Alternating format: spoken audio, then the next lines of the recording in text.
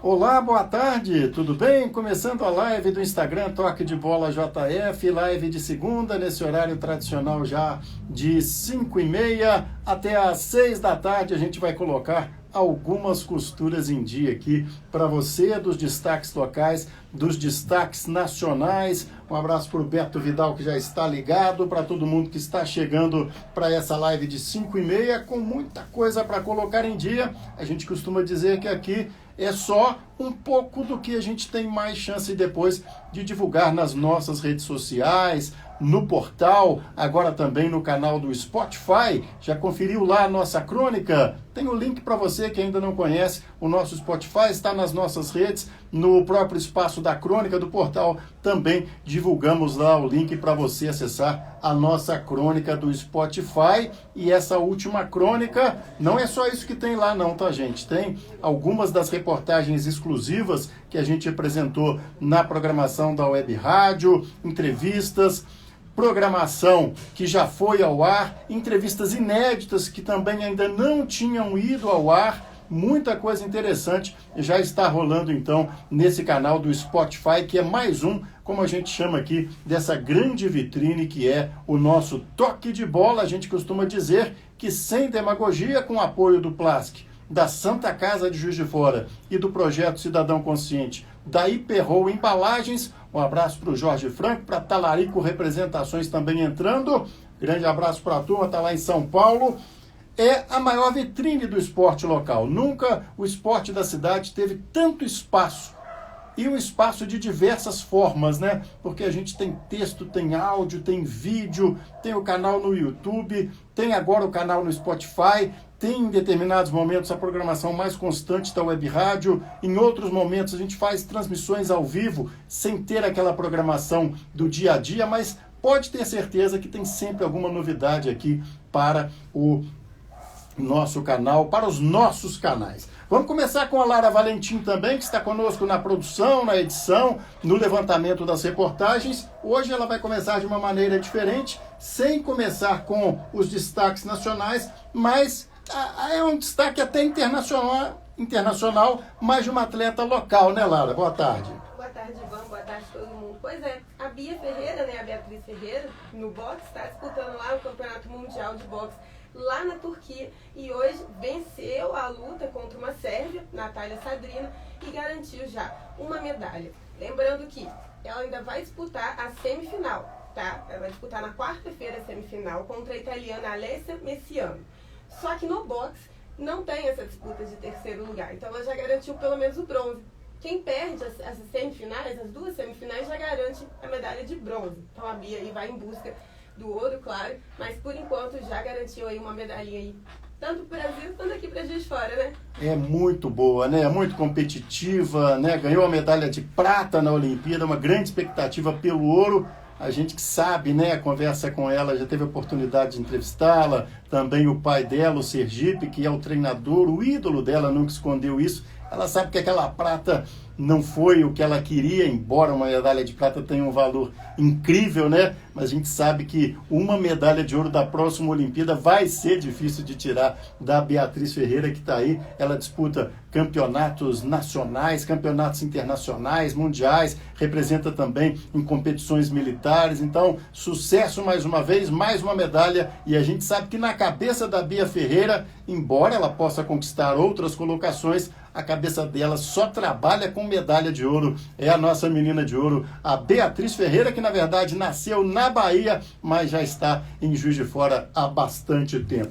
A gente tem nas redes sociais do Toque de Bola, também no portal, a cobertura do módulo 2 do Campeonato Mineiro. Esse final de semana foi diferente porque Tupi e Tupinambás tinham o mando de campo, mas não jogaram no Estádio Municipal de Juiz de Fora, porque, como foi amplamente noticiado na época, o estádio foi cedido, foi alugado para a realização da Festa Country. Então, Tupi e Tupinambás, que jogariam com o mando de campo aqui no último final de semana, tiveram que optar por outras praças. O Tupinambás se deu melhor, jogando em Ubá contra o União Luziense. Tupinambás conquistou uma vitória categórica, 3-0, os gols estão todos lá no Toque de Bola, com autorização, com a imagem da Eleven Sports, que tem os direitos sobre as imagens dos jogos, por isso que muita gente pergunta por que o Toque de Bola não transmite, né, que a gente faz muitas transmissões, não temos os direitos, por isso não realizamos transmissões em vídeo. A gente respeita tudo que está determinado e quando o jogo termina, aí a gente mostra quando pode, né, quando tem oportunidade, quando dá tudo certinho, a gente apresenta os gols dessas partidas dos times da cidade, principalmente dos times da cidade, talvez, dependendo do tempo, a gente não mostra o gol do adversário, às vezes tem tempo de mostrar. Então o Tupinambás fez 3-0, já está com 8 pontos na competição, e o Tupi tinha 7 pontos, uma chance muito boa de chegar a 10, assumir a liderança, pelo menos até o jogo do Betim, que é nesta segunda, mas o Tupi ficou no empate 0-0 com o Varginha, o jogo que foi disputado em São João del Rei. Então é isso, tá? Se você não entendeu direito, é um pouco confuso mesmo, até porque os dois jogaram praticamente no mesmo horário. Às vezes a gente mesmo se confunde sobre o adversário, o módulo 2, a gente não está habituado, né, com tantos times que estão no módulo 2, alguns sim, outros não. Então, resumindo, os dois tinham mando de campo, o Tupinambás jogou em Ubá, ganhou de 3-0, foi para 8 pontos, e o Tupi jogou em São João del Rei, empatou em 0-0, foi também para 8 pontos. O Tupinambás tem vantagem no saldo. Toda a cobertura está principalmente nas nossas redes sociais. Vamos falar um pouco do nosso futebol brasileiro.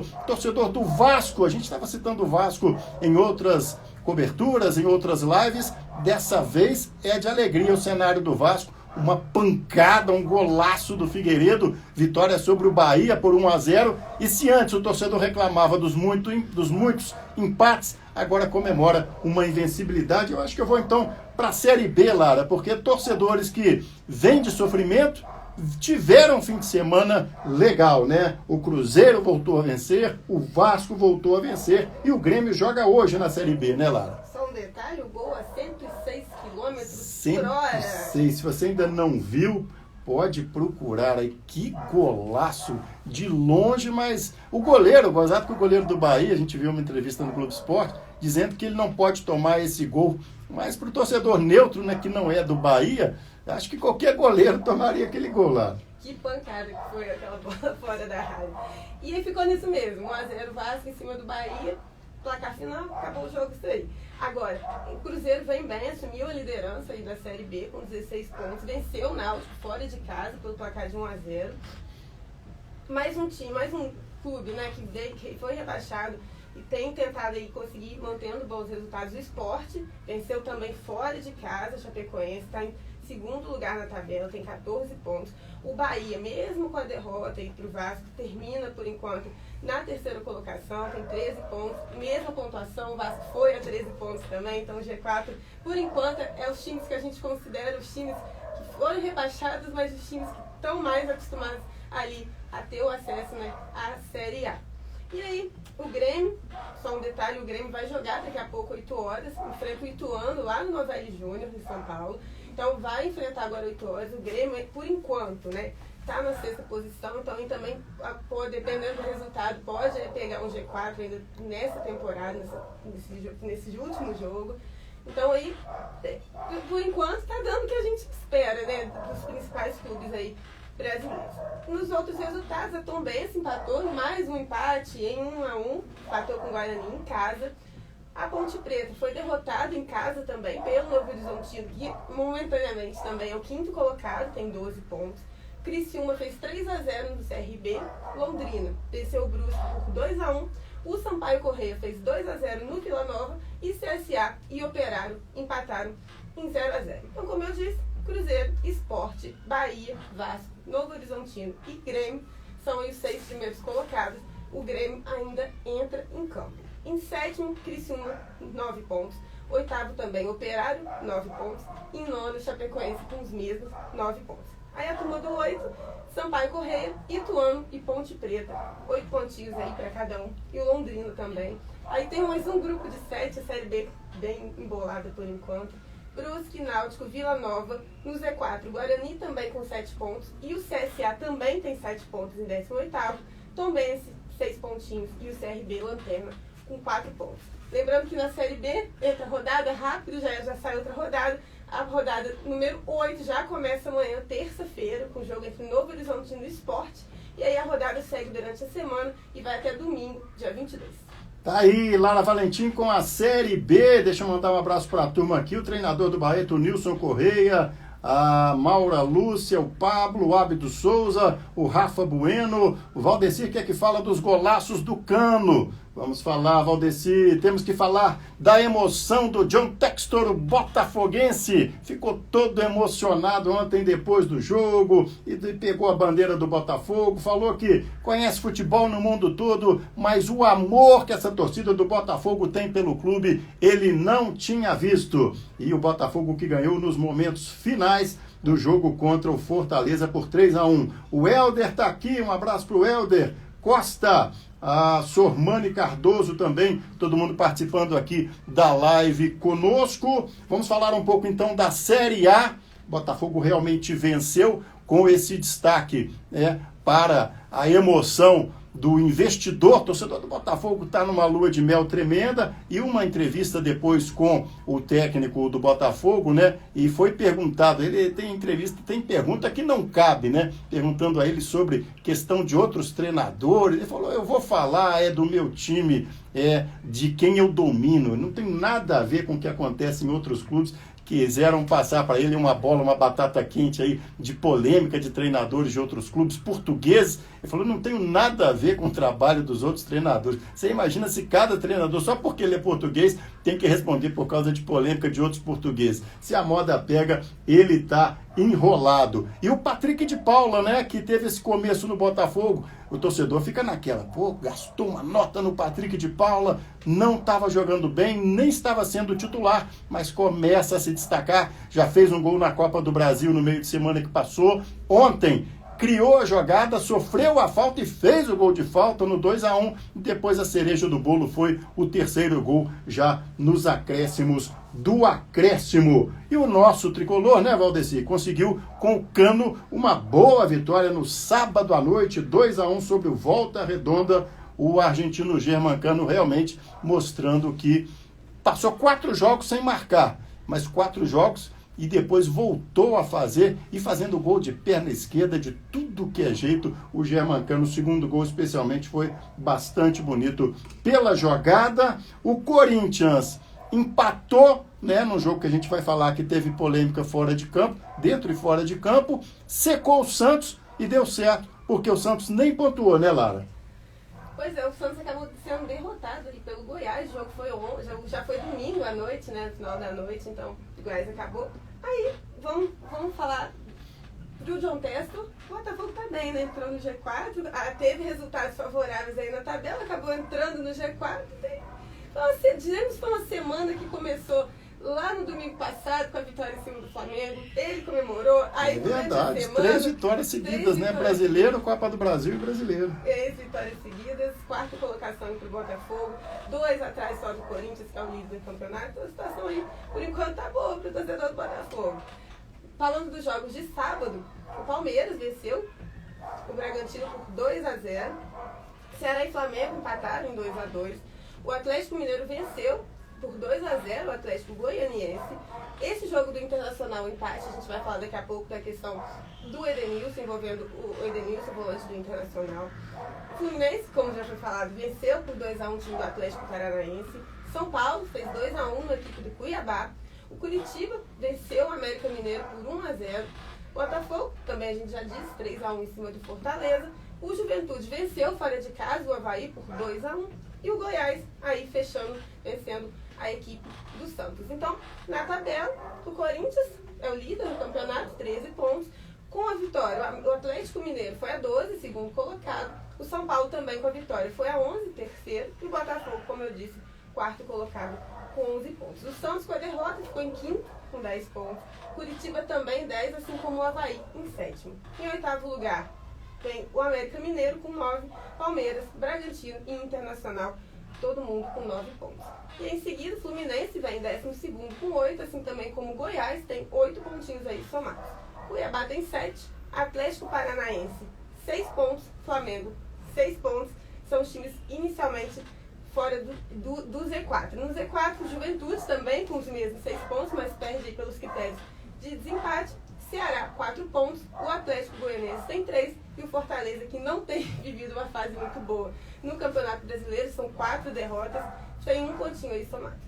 A gente vai falar daqui a pouco dessa confusão do racismo, né, envolvendo o jogador português do Corinthians, o Rafael Ramos, e o Edenilson do Internacional, né? Alguns detalhes aí que a gente vai acompanhando também, e também, às vezes a gente puxa um pouco para o esporte local. O zagueiro Sidmar, que foi um dos nomes do acesso do Tupi para a campanha da Série B, né? Depois andou atuando por alguns clubes da região, está no Goiás, vestiu a camisa do Goiás na vitória sobre o Santos. Parabéns ao Sidmar, então, construindo novamente aí uma trajetória bacana na carreira. Valeu, Sidmar. A gente que acompanhava ele aqui no Tupi, né? Fez 2 gols contra o Asa de Arapiraca, num dos jogos que determinaram o acesso do Tupi na oportunidade para a Série B do futebol brasileiro. Estava lá na zaga do Goiás. E o Apodi, né? Depois de algum tempo, alguns treinadores, agora, depois de um tempo, entenderam, né, a função do Apodi. Quando liga o motorzinho é difícil de segurar. Ele criou a jogada do pênalti, sofreu o pênalti, que foi o gol do Goiás, e teve um lance no segundo tempo também, que ele engatou uma 15ª marcha lá, que ninguém conseguia chegar nem perto do Apodi, só que naquela conclusão que seria o segundo gol, ele chutou por cima. Um abraço para o Luiz Laudiosa, para o João de Oliveira, para o Marcola, né? O Rafa Bueno está dizendo aqui, Cruzeiro, Grêmio, Vasco e Bahia sobem. Ó, vou anotar aqui, hein, Rafa Bueno? Vou anotar hoje, 16 de maio de 2022, lá em novembro, nós vamos ver se a sua previsão estava certa. Antes de falar sobre o caso de racismo do Internacional e Corinthians, jogo que terminou 2-2, com detalhe, hein, que a gente acompanhava na mesa da ESPN. De 11 jogos entre Inter e Corinthians, dos últimos 11 jogos, 9 terminaram empatado. Então, Inter e Corinthians, a chance de terminar empatado ultimamente é muito grande. Um abraço para o Dessá, sempre ligado também no Toque de Bola. Ele que está com a turma lá da Liga de Basquete, tem reportagem do Toque de Bola sobre a abertura da Liga Regional, Liga da Zona da Mata de Basquete. Você quer saber os resultados da Copa Prefeitura Bahamas de Futsal? Todos os resultados, desde o boletim 1 até o boletim 7, e quer saber também os jogos, resultados da categoria iniciantes? Tá tudo lá no Toque de Bola. Só acessar portal toquedebola.esp.br. Mais um caso lamentável, condenável de racismo que ocorreu no sábado. O Rafael Ramos, português, contra o Edenilson do Inter. Lara, dá uma atualizada aí na situação, Lara. Vou fazer um resumo rápido, só para as pessoas entenderem o que de fato aconteceu. O Edenilson, o jogo estava rolando normal, eles se estranharam num lance de jogo, aos 30 minutos já do segundo tempo. Aí, após esse desentendimento, o Edenilson, o volante do Inter, ele foi até ao árbitro, e aí ele reclamou, e aí o jogo foi paralisado. O Braulio da Silva Machado, que foi o árbitro do jogo, relatou isso em súmula, e aí acabou o jogo. Beleza. Depois disso, o lateral direito do Corinthians acabou sendo preso pela Polícia Civil. E aí prestou depoimento e foi liberado. O Corinthians pagou essa multa, essa fiança, né, no valor de R$10.000. Então, ele acabou sendo liderado. E aí, antes disso acontecer, ele deu uma entrevista e disse que não falou isso. Ele negou, ele disse que não foi isso que ele falou. Foram outras palavras que eu não posso dizer aqui, foram palavrões. Todo mundo falou, né? Eu nunca vi tanto repórter falar palavrão como na noite de sábado na TV. Pois é. Aí eu não vou pronunciar, mas... Para quem não acompanhou, né, muita gente acompanhou e muitos não, né? Então, a Lara está dizendo e a gente fica sem jeito de falar porque é realmente palavrão. Também não vou falar o palavrão, não. Eu confesso que acho que não vai ficar legal porque muita gente já acompanhou qual é o palavrão. Na leitura labial, Lara, pelo que eu vi, ele falou macaco. Não tem muito o que esconder da leitura labial. Não sou técnico de leitura labial, né? Ele é um jogador estrangeiro. Alguns estrangeiros têm esse hábito, infelizmente, da época que racismo não era crime. Não só, né? Não estou falando que são os portugueses que fazem isso, que são argentinos.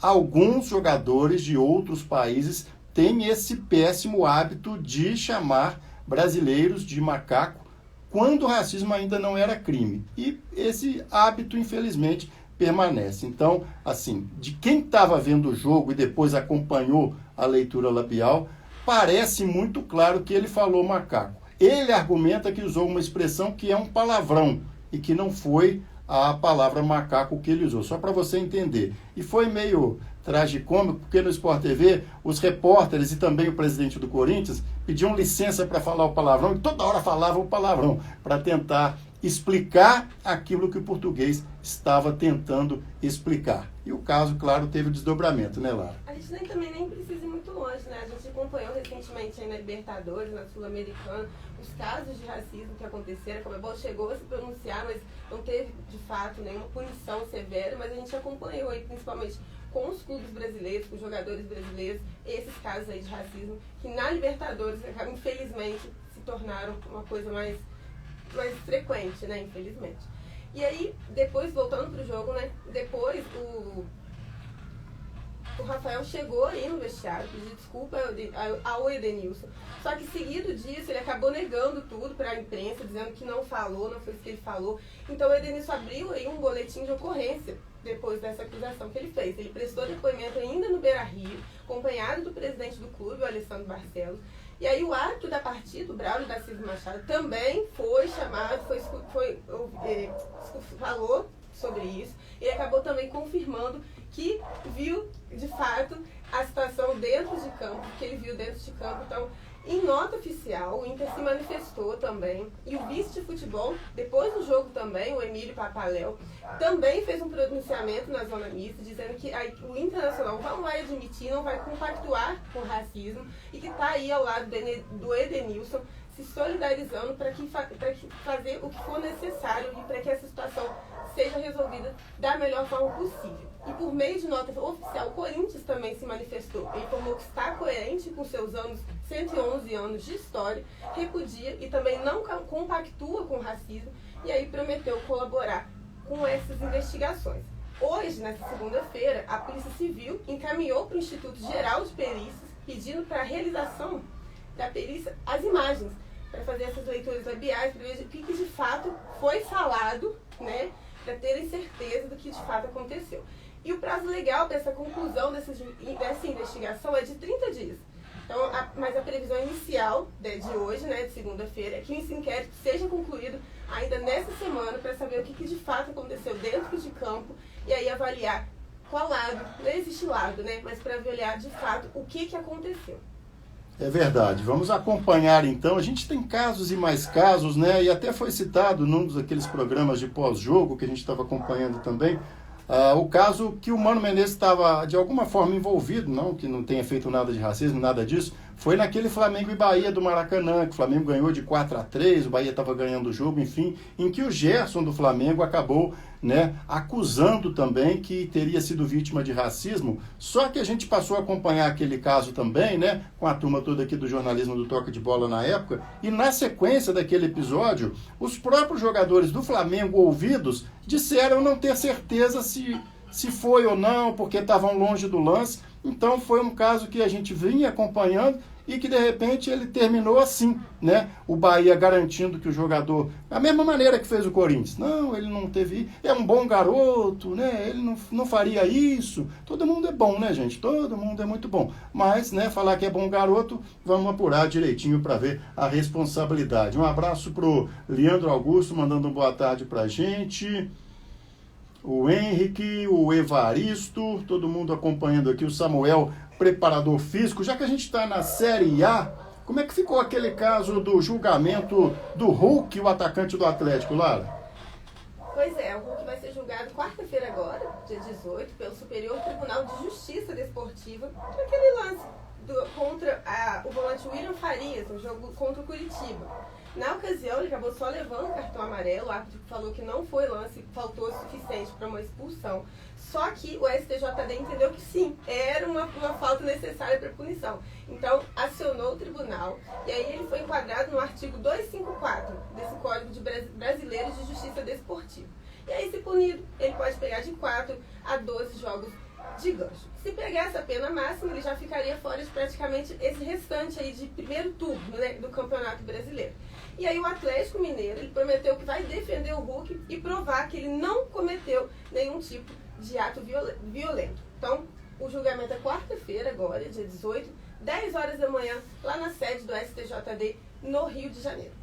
Tá aí tudo sobre a Série A, a Série B, tudo eu não digo, mas o mais importante a gente traz aqui nessa meia hora para você ficar por dentro das informações do Toque de Bola. Que, aliás, trouxeram, né, o Toque de Bola, as redes sociais do Toque de Bola, trouxeram, inclusive o portal, uma informação exclusiva no final de semana. Lembra quando o Sport anunciou uma carta de intenções com o futebol da UFJF? A gente divulgou aqui, a gente não chegou na época a receber o convite para esse lançamento, mas depois a gente passou a acompanhar, conversou com o pessoal da universidade, com o pessoal do esporte, e onde a gente chegou à informação de que houve ali uma assinatura de carta de intenções entre o futebol da UFJF e o esporte. Pois naquela oportunidade o clube anunciou que em breve teria um acordo para disputar o Campeonato Carioca de Base, né? E ali a gente ficou, depois daquele dia, entrando em contato com o pessoal do esporte. Vocês têm novidade, né? Vocês disseram que teria essa parceria. Eles, não, peraí, que a gente está costurando, vai sair, mas está demorando um pouquinho. Pois então,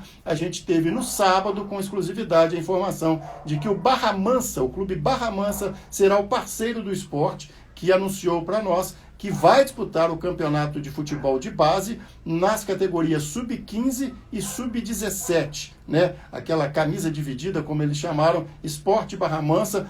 E também foi dito pelo clube que haverá uma coletiva nos próximos dias para se apresentar mais detalhes desta situação. O esporte que então anuncia participação no campeonato de base do Rio, enquanto aqui, por Juiz de Fora, o Berabinha, mais uma vez, vai representar o nosso futebol de base no Campeonato Mineiro. Um abraço para o Marcelo Tadeu dos Santos, que entrou aqui também. Vamos falar então agora daquele assunto extracampo que mexe com os clubes, com os torcedores. Tem até debates acalorados sobre questão de cota de TV. Tem muita gente que reclama que são sempre os mesmos clubes que recebem mais. Esses clubes alegam que têm direito porque tem mais torcida e dão mais audiência. É uma polêmica. Qual é o capítulo da Libra, que é o nome que está se dando a essa liga, né? Que houve uma adesão inicial, mas menor do que parecia. Como é que foi hoje a novidade envolvendo esses bastidores, Lara?